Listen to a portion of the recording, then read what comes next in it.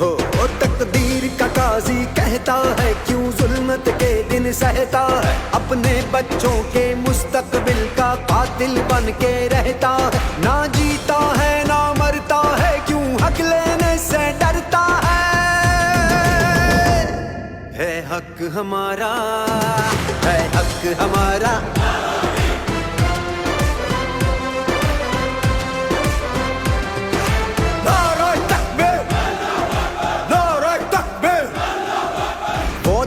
गया जब कहरो जफा कोहराम मचाया करता था, जब दस्ते सितम आवाजों को खामोश कराया करता था,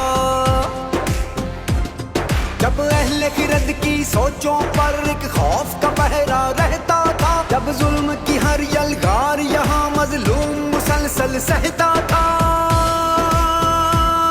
अब जाग उठा है देश मेरा, अब यलगारों की कार नहीं। है हक हमारा, है हक हमारा।